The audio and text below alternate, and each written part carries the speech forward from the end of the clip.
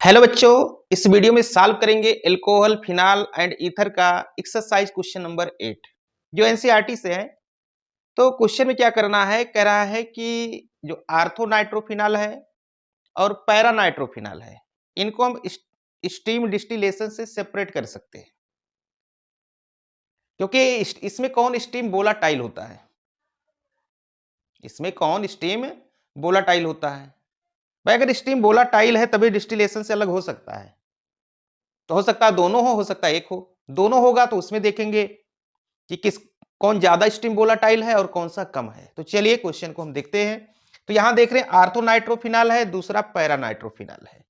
तो ortho nitrophenol देख रहे हैं कि OH और नाइट्रो ग्रुप है, इन दोनों के बीच में एक बॉन्ड होता है जिसको हम क्या बोलते हैं, इसको हाइड्रोजन बॉन्ड। यहां पर भी देख रहे हैं, इसमें भी क्या है, हाइड्रोजन बॉन्ड है। दोनों कह रहे हैं इनको हम स्टीम डिस्टिलेशन से सेपरेट कर सकते हैं और ये क्या होती है, स्टीम वोलाटाइल है। इनको अगर हीट करेंगे तो वेपराइज होगा। स्टीम वोलाटाइल मतलब समझ रहे हैं ना, इसका मतलब होता है कि दो सोल्यूशन है, अगर हीट करेंगे एक का बॉइलिंग पॉइंट ज्यादा होगा, एक का कम होगा। जिसका कम होगा पहले वेपर बनेगा और जिसका ज्यादा होगा वो बाद में बनेगा। तो अगर जो हीट करेंगे तो जिसका कम बॉइलिंग पॉइंट वो पहले वेपराइज होकर उड़ जाएगा, वो तो अलग हो गया। और जैसे दूसरा बॉयल करना शुरू करेगा वहां पर हम हीट करना बंद कर देंगे। तो दोनों सोल्यूशन को हम क्या कर सकते हैं, सेपरेट कर सकते हैं। तो इसको कहते हैं स्टीम डिस्टिलेशन। स्टीम डिस्टिलेशन होता है ये। तो वैसे यहां पर कह रहा है कि दोनों क्या हैं, स्टीम वोलाटाइल है, इनको हम अलग कर सकते हैं क्या, स्टीम डिस्टिलेशन से। तो इसका मतलब यह है कि अगर आर्थो नाइट्रोफिनाल है और पैरा दोनों है, तो एक का क्या होगा, बॉइलिंग पॉइंट ज्यादा होगा और एक का कम होगा। अब इसमें किसका ज्यादा है किसका कम हो सकता है, पहले इसको हम यहां जानेंगे। देखिए इसमें हाइड्रोजन बॉन्ड है, इसमें भी हाइड्रोजन बॉन्ड है। इसमें जो हाइड्रोजन बॉन्ड है, जो आर्थो नाइट्रोफिनाल है, इसमें एक ही मॉलिक्यूल के अंदर है। और यहां पर देख रहे हैं कि दो मॉलिक्यूल हैं बट ये सेम है तो दो मॉलिक्यूल के बीच में जो हाइड्रोजन बॉन्ड बनता है तो उसको हम कौन सा बोलते हैं, इंटर मॉलिक्यूलर हाइड्रोजन बॉन्ड। इनको हम क्या बोलते हैं, इंटर मॉलिक्यूलर हाइड्रोजन बॉन्ड बोलते हैं, जब दो मॉलिक्यूल के बीच में चाहे सेम हो या डिफरेंट हो। और जब एक ही मॉलिक्यूल के अंदर बनता है तो उसको हम बोलते हैं इंट्रा मॉलिक्यूलर H बॉन्ड।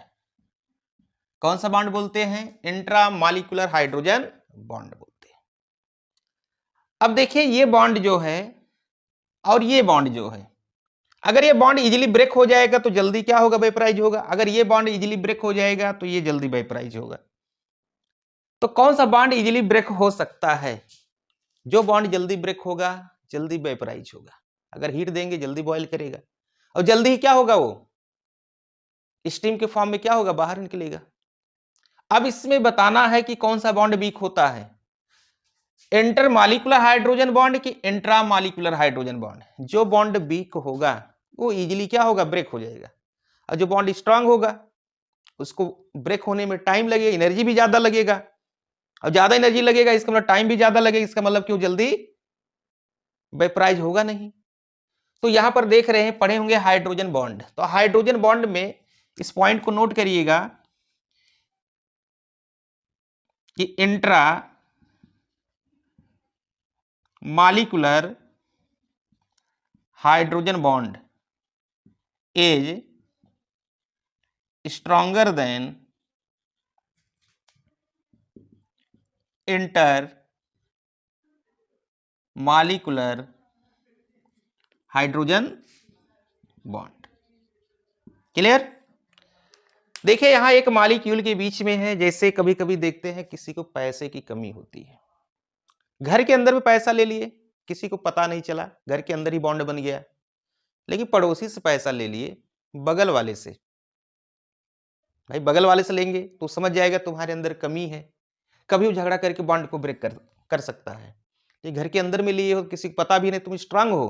तो अगर घर के अंदर बॉन्ड बन रहा है तो स्ट्रांग होता है, घर के बाहर पड़ोसी से बना रहे हैं तो ये वीक होता है। ये बॉन्ड इजीली ब्रेक हो जाएगा। अगर इजीली ब्रेक हो जाएगा ये तो पहले ही वेपराइज हो गए। ये क्या होगा, ऑर्थोनाइट्रोफिनॉल, इसको तो समय लगेगा वेपराइज होने के लिए, लगेगा कि नहीं समय, क्योंकि इस बॉन्ड को ब्रेक करना, एनर्जी ज्यादा देना, इसका मतलब इसकी बॉइलिंग पॉइंट ज्यादा होगा और इसकी बॉइलिंग पॉइंट क्या होगी, कम होगी, क्योंकि ये बॉन्ड क्या होता है, वीक होता है, इसको इजीली हम ब्रेक कर सकते हैं, कम ही टेम्परेचर पर जल्दी बॉयल हो जाएगा, और इसके लिए ज्यादा टेम्परेचर की जरूरत पड़ेगी, तब ये बॉयल होगा, तब वेपर बनेगा, तब हम स्टीम डिस्टिलेशन से इसको सेपरेट करेंगे। इसका मतलब स्टीम डिस्टिलेशन से इसको सेपरेट कर सकते हैं। पहले ये वेपराइज होगा, पैरा नाइट्रोफिनॉल, ये उड़ जाएगा, निकल जाएगा बाहर, तब वेपराइज होना शुरू करेगा। इसका मतलब स्टीम डिस्टिलेशन से हम सेपरेट कर सकते हैं आर्थोनाइट्रोफिनॉल एंड पैरा नाइट्रोफिनॉल को, कर सकते हैं कि नहीं, कर सकते हैं ना। तो यहां पर देख रहे हो कि हाइड्रोजन बॉन्ड कौन सा है, इंट्रामॉलिक्यूलर है, और यहां पर क्या है, इंटरमॉलिक्यूलर। जिसमें इंट्रामॉलिक्यूलर हाइड्रोजन बॉन्ड होता है उसको एक दूसरे नाम से जानते हैं, पढ़े होंगे कोऑर्डिनेशन कंपाउंड में, क्या पढ़े हैं, चिलेशन। क्या कहते हैं इसको, चिलेशन। चिलेशन मींस रिंग का फॉर्मेशन, और जिसमें रिंग का फॉर्मेशन होता है वो मोर स्टेबल होता है, जिसमें रिंग का फॉर्मेशन होता है वो क्या होता है, मोर स्टेबल होता है। इसका मतलब कि इसकी बॉइलिंग पॉइंट कम होगी, इसका ज्यादा होगा, इजीली क्या होगा, वेपर फॉर्म में बाहर निकलेगा। इसका मतलब स्टीम डिस्टिलेशन मेथड से हम इनको सेपरेट कर सकते हैं, आर्थोनाइट्रोफिनॉल एंड पैरा नाइट्रोफिनॉल को। क्लियर।